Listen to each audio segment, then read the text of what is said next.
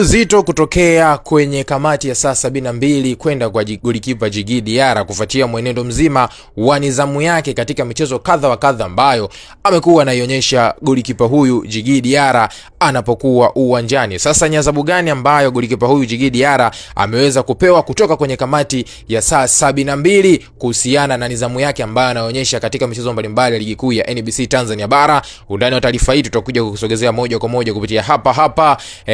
SR Media Plus ili uweze kufahamu kitu gani ambacho kamati ya saa 72 ama adhabu gani ambayo kamati ya saa 72 wamekuja kuitoa kwenda kwa golikipa huyu Djigui Diarra, golikipa nambari 1 wa timu ya Yanga Sports Club. Ili sasa uweze kufahamu undani wa hii taarifa, nikukumbushe mwanamichezo wangu, swala la muhimu ni moja tu, hakikisha unakwenda kusubscribe channel yetu kwa kubonyeza maneno mekundu yaliyo chini ya video hii yanayoandikwa subscribe. Baada ya hapo hakikisha unakwenda kutani on notification kwa kubonyeza alama ya kengele itakayojitokeza hapo pembeni. Ukishafanya hivyo, basi wewe utakuwa ni mdau wetu wa kwanza na mwanafamilia wetu wa kwanza kuweza kujipatia kila aina ya taarifa mpya ya michezo ambayo sisi tunakujuza na kukuhabarisha wewe moja kwa moja kupitia hapa SR Media Plus. Ukifanya hivyo, hautakaa kuwaza tena utajipatia wapi taarifa mpya za michezo, bali utapokea notification moja kwa moja kwenye simu yako ya mkononi ya kwamba tumekushaweza kukusogezea taarifa mpya ya michezo. Na jukumu lako mama linasalia kuwa jepesi kabisa, mwanafamilia wangu, ni kwenda kutazamia hiyo taarifa mpya ya michezo ambayo sisi tumekujuza na kukusogezea moja kwa moja kupitia hapa SR Media Plus. Na kama wewe tayari umekushaweza kusubscribe channel yetu, sasa twende kazi tukaangazie kuhusiana hiki ambacho nimeweza kugusia hapo awali. Kama ninavyofahamu, siku ya jana klabu ya Yanga walikopo dimbani pale kwenye dimba la Jamhuri mkoani Dodoma wakitupa karata yao katika mwendelezo wa ligi kuu ya NBC Tanzania Bara dhidi ya timu ya Mtibwa Sugar, mchezo ambao kwenye kipindi cha kwanza klabu ya Yanga waliutawala kwa kiasi kikubwa mpaka kupata bao lao la uongozi kwenye dakika za mapema kabisa kupitia mchezaji wao Pacome Zouzoua. Mpaka kipindi cha kwanza kinakamilika, klabu ya Yanga ilikuwa kifua mbele kwa chuma 1-0, lakini kwenye kipindi cha pili cha mchezo, kwenye dakika za jioni kabisa, dakika za magharibi ya leo, dakika ambazo zimruhusu hata kuku kumeza punje ya mchele, klabu ya Yanga wanakuja kusawazishiwa bao kwa kona iliyopigwa moja kwa moja na kuingia moja kwa moja kwenye goli la klabu ya Yanga na kufanya mzani uweze kusoma 1-1 na mpira kutamatika hivyo kwa Yanga kufungana goli 1-1 dhidi ya timu ya Mtibwa Sugar, na matokeo kisha hivyo kuwafanya klabu ya Yanga waweze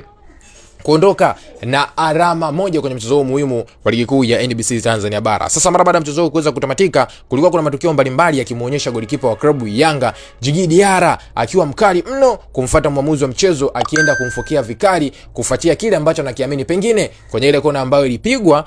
pengine kulikuwa kuna offside au kulikuwa kuna foul ambayo ilichezeka katika eneo la box wakati Djigui Diarra alikuwa anajiandaa kuudaka mpira wa kona ambao ulikuwa unaelekea langoni kwao. Golikipa Djigui Diarra alionekana kughadhabika na kumfokea mno mwamuzi wa mchezo ule ambaye alisimamia dakika 90 kwenye mchezo huo. Kwa wale ambao tuweza kuona video ambazo zinaonyesha golikipa huyu, bila shaka mtakuwa mnanielewa nini namaanisha, lakini kwa wale ambao mjabatika kuona na umeona na kuwekea video hapo, utaona kile ambacho Djigui Diarra alikuwa anakifanya. Sasa kwenye kamati ya saa 72, kama ninavyofahamu, utovu wa nidhamu msimu huu katika ligi kuu ya NBC Tanzania Bara haihitajiki hata kidogo. Ukijichanganya muonyesha utovu wa nidhamu kwa namna yote ile, aidha kumchezea vibaya mwenzako au umefanya tukio lolote ambalo itaonyesha utovu wa nidhamu, kamati ya saa 72 lazima zipite na wewe. Pengine tukaja kuona kamati ya saa 72 kwenye ule mkeka wao na ukuja kuutoa sasa jina la golikipa Djigui Diarra likawa miongoni mwa majina ambayo yatakuja kufungiwa mizunguruko 5 na kuendelea, kutokana na kile ambacho amekionyesha mara baada ya mchezo kati yao dhidi ya Mtibwa Sugar kuweza kutamatika kwa sare kwa kumfokea muamuzi wa mchezo. Djigui Diarra amekuwa na matukio haya mfululizo, sio tu kwenye mchezo huu, hata kwenye mchezo wa nyuma alikuwa akionyesha matukio mengi ya utovu wa nidhamu. Pengine hili kamati ya saa 72 wakaja kulifanyia kazi sasa hivi, wakijumlisha matukio yote ya nyuma na hili hapa wakatoa adhabu moja kwenda kwa golikipa huyu Djigui Diarra. Tusubirie kamati ya saa 72 nini itakuja kuamua, kitakachokuja kuamuliwa tutakuja kukujuza moja kwa moja hapa SR Media Plus ili inaweza kufahamu kinachoendelea juu ya golikipa huyu nambari 1 timu ya Yanga Sports Club Djigui Diarra. Unamwona gani mwanamichezo wangu kuhusiana hiki? Njoo tuandikie kupitia sehemu ya comment, bila kusahau kulike, kushare na kusubscribe channel yetu.